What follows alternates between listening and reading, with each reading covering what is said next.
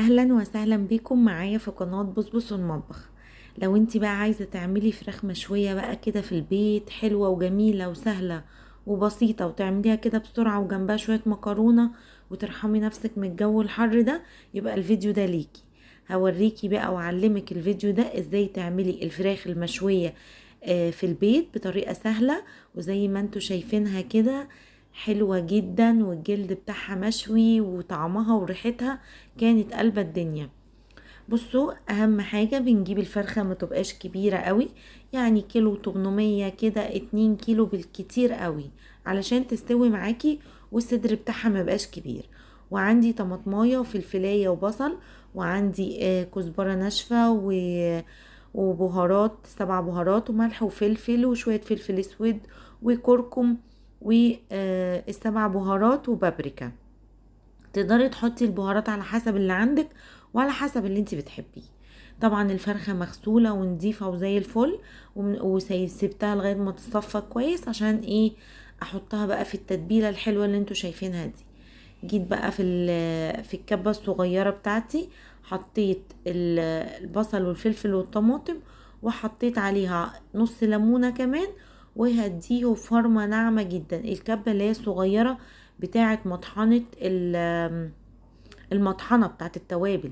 ليه بقى المطحنة مش الكبة العادية؟ عشان عايزاه يبقى عامل زي العصير، عايزة البصل والطماطم وكله يبقى عاملين زي العصير كده، وهوريكي دلوقتي.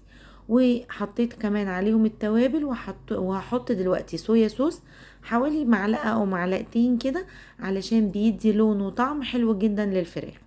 وحطيت معلقة كده من العسل الابيض، ده بيدي لون للجلد بتاع الفراخ، وكمان بيدي تسكيرة للحم بتاع الفراخ نفسه، بيديها طعم حلو جدا. قلبي بقى الخلطة المتينة دي مع بعض، مع الملح والفلفل طبعا والسبع بهارات والبابريكا وكل اللي انا قلتهولك دوا. وهحط ايه، يعني معلقة من الزيت. انا مش بحب اكتر في الزيت في الخلطة، بحبها تبقى حلوة كده من غير زيت ولا اي حاجة. تجيبي بقى السكينة بتاعتك وتعملي فتحات كده في الصدر، زي ما انتوا شايفين كده بعمل فتحات بالجنب علشان الفرخة تستوي معايا، وكمان هنا في الدبوس علشان الفتحات دي بتخلي السخونية بتاعة الفرن تدخل كده من جوه، وكمان التتبيلة تخش كمان في اللحم من جوه، تبقى جوسي وطعمها كمان حلو، واللحمة نفسها متبلة، ما احسش ان انا باكل فراخ مسلوقة يعني. هبتدي بقى احط كده من جوه، وبرضو بغززها كده بالسكينة في الصدر من جوه، في الورك من جوه، بدلك الفرخة كده، عارفين بتعملي لها مساج يعني.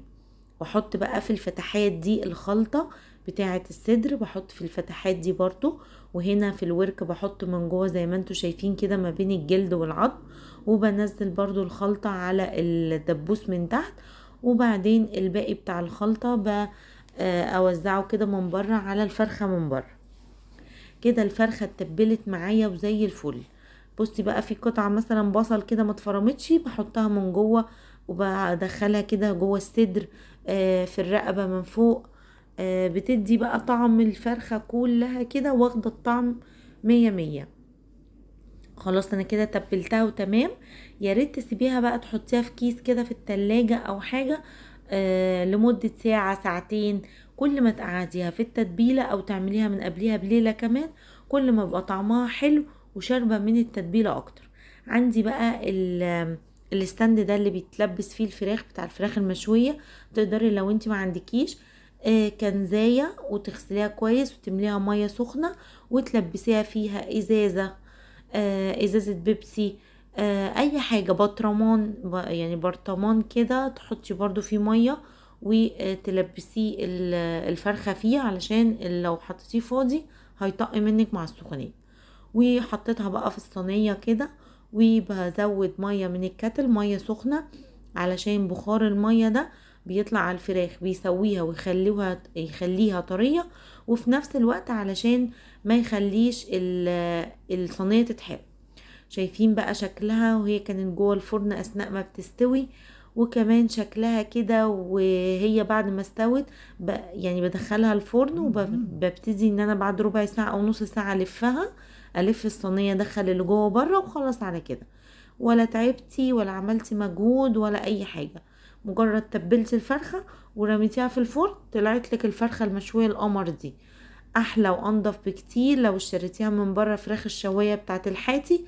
صدقيني دي طعمها وشكلها تحفة جدا.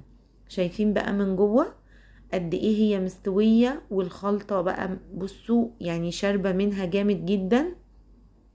شايفين هي بس كانت سخنة جدا، انا لسه مطلعاها من الفرن، البخار اهو طالع منها. شايفين بقى التتبيلة داخلة جوه الصدر لجوه ازاي، هتطعم بقى كل الصدر ده. بس اهم حاجة ما تجيبش الفرخة كبيرة قوي، يعني هاتيها زي ما قلتلك كيلو 800 2 كيلو بالكتير. شايفين كمان الورك من جوه وشارب بقى من البصل والتتبيلة والتوابل. طعمها وريحتها يا جماعة تحفة، لو جربتيها بالطريقة دي هتعجبك جدا جدا. وعملت جنبها شوية مكرونة كده. والاكلة بتاعت النهاردة خلاص خلصت على طول، وكمان الفيديو خلص معايا. يا رب يكون عجبكم الاكلة بتاعت النهاردة، وما تنسوش لايك كتير للفيديو والاشتراك في القناة، ومع السلامة.